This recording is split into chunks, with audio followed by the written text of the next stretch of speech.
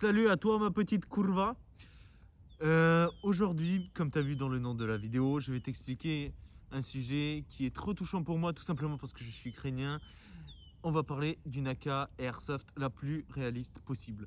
C'est mon custom que j'avais en tête depuis super longtemps. Là, vu que je suis en Ukraine, j'ai eu l'occasion de le faire. L'AK en Airsoft, c'est un sujet qui me touche trop profondément. Quand tu choisis une AK, il y a la plupart des temps, c'est les gens qui font du russe. Du coup, ils veulent ressembler au Spetsnaz, FSB, SBU, je sais pas quoi. C'est à toi de choisir. Les gens, ils se disent l'AK en Airsoft, ça doit être rustique, ça doit être solide, ça doit être en acier. Du coup, tu as les gens, les partisans des AK LCT et ENL qui se font la guerre aussi entre eux.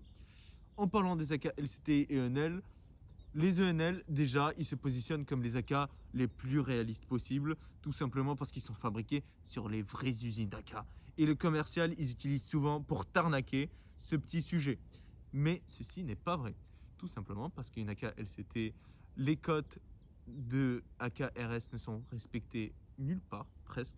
Les AK ENL, les AK SU 74, les vrais garde-mains, tu ne peux pas les poser dessus, tout simplement que eux, ils sont plus longs par rapport aux AKS 74, les AK 74, les AKM, etc., etc. En gros, l'AK longue, le problème qui me pose, déjà, c'est le traitement. Ils sont bleuis. Au fur et à mesure du temps, la couleur, elle devient genre dégueulasse, bleu, caca. Oui, ça peut paraître des fois sur les AK qui sont fabriqués en Irak ou en Palestine, je sais pas où. En tout cas, une AK fabriquée en guerre, oui, c'est possible. Mais quand ça parle des AK-74, c'est une AK qui est fabriquée ou en URSS ou en Russie. Elle est peinte à partir des années 60. Ils étaient peints. D'où, je vais expliquer après mon choix d'AK. Les AK LCT, ils sont aussi très bien. Ils sont en acier, ils sont solides. Mais le problème, c'est le poids. Le poids, il est vraiment incroyable. Vu que le canon, il est fait en acier, il est très épais. L'AK, elle pend vers l'avant.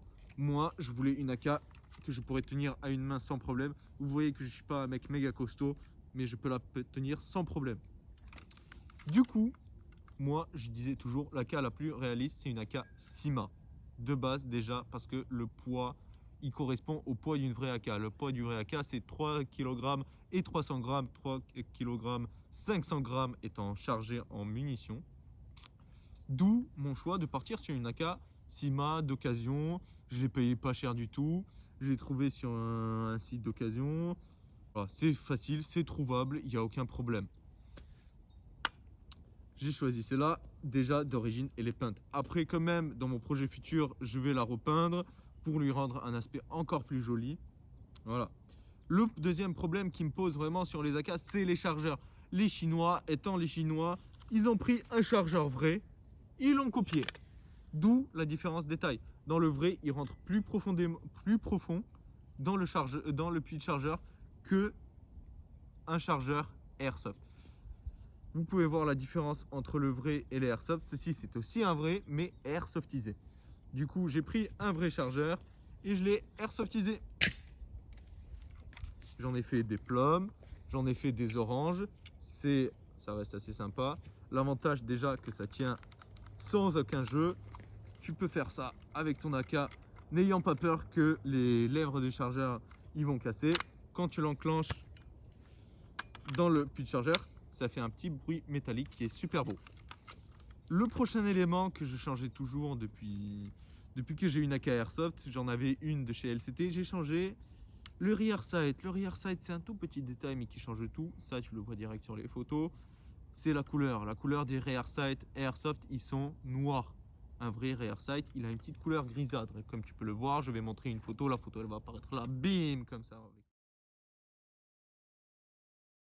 la magie du montage. Si je vais réussir de le faire. Voilà. Le prochain élément de la AK que j'ai changé, c'était le garde-main. Le garde-main, j'ai mis un garde-main plein plastique. C'est pas du bakelite, c'est vraiment du plastique. Il se met sans aucun jeu quand tu l'as monté dessus. Il se monte presque sans aucune modification. Il fallait juste un peu limer au niveau de l'entrée dans le corps. À peine, et c'est rentré sans aucun problème. Ça se ponce très facilement.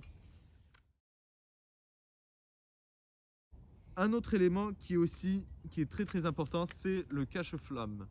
Le cache-flamme sur une vraie AK, il est forgé. Oui, des fois, si on trouve des CNC, mais vu que les CNC, ils étaient plus chers à produire, Ivan a décidé d'aller dans la forge et le forger. Je montrerai encore une photo de plus proche. On voit les petites traces de forge.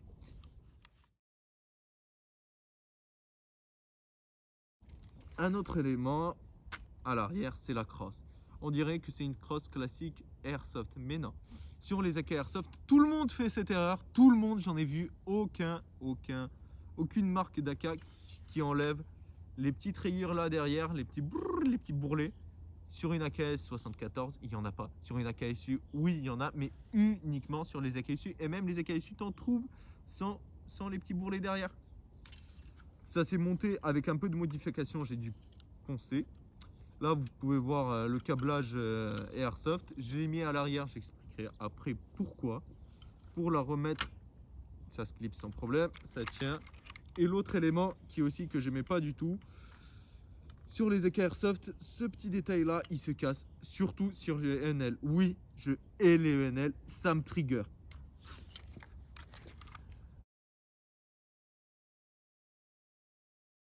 Le petit détail qui change pas grand chose, vous n'allez pas le voir sur la vidéo, mais moi je le vois quand j'utilise, c'est la tige de débourrage.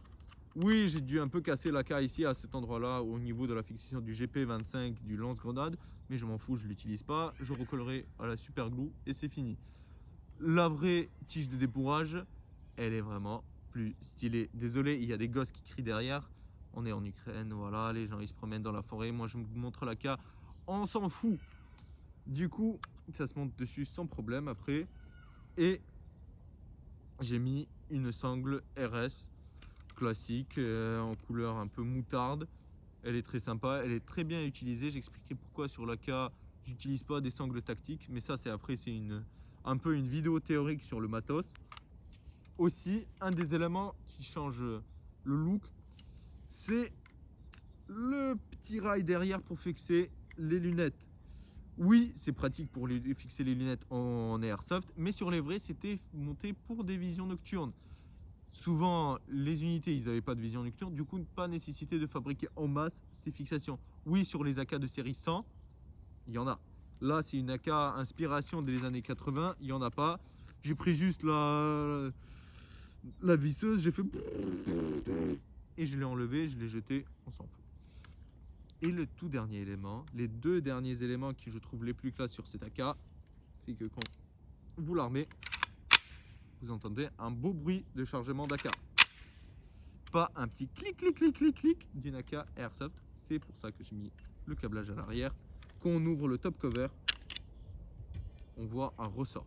Ça ressemble à un kit Real Bolt LCT à 1000-10 000 euros. Moi, je suis parti avec un chemin plus compliqué. J'ai pris un vrai ressort de rappel d'une AK. Il est d'ailleurs encore graissé. Je l'ai modifié avant de pouvoir le mettre, de l'enclencher. Désolé pour mon français, je suis ukrainien. Dans la gearbox. Et j'ai pris un vrai bolt. Le bolt calérière. Ça, c'était l'élément le plus compliqué à modifier parce que j'ai eu besoin de enlever beaucoup de métal avec la disqueuse. D'ailleurs, grâce à ce bolt carrière, j'ai découvert que j'ai le Covid, tout simplement parce que je le faisais dans ma cuisine. Ma mère, elle a commencé à me gueuler dessus en mode Ivan, какого хуя ты это делаешь? Блять! Tout simplement parce que ça puait à mort dans l'appartement. Si vous ne savez pas, essayez d'utiliser la disqueuse dans votre appartement, vous allez sentir l'odeur. Moi, je ne l'ai pas senti, j'ai su que j'ai le Covid. Faites attention, portez le masque, tenez les distances. On va traverser cette époque. Hop.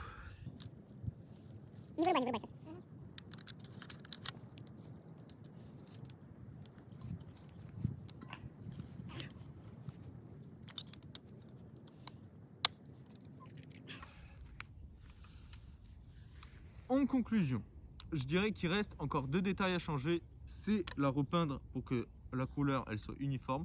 D'ailleurs, je ne vais pas utiliser la vraie peinture d'AK parce que c'est très compliqué à trouver. Les solutions que ça se trouve sur Grey Shop, la peinture originale, c'est pas vraiment la vraie peinture originale. Du coup, j'ai beaucoup joué avec les couleurs et j'ai trouvé que à Leroy Merlin, la peinture satinée la moins chère possible, c'est la meilleure peinture pour reproduire la vraie couleur Dakar. Aussi, un élément qui me reste, c'est la poignée fine de chez Ares ou de chez LCT. Là, tout simplement, je ne peux pas la commenter à cause des frais de port phénoménal pour la faire venir en Ukraine. Je le ferai après. Mais c'est à venir. Je posterai peut-être une petite photo de l'AK finie à 100%. En tout cas, là, on a une AK qui a un beau look, qui a des pièces encore en acier où on a besoin, des pièces en alliage là où on n'a pas besoin d'acier, bien équilibré et bien réaliste. Merci.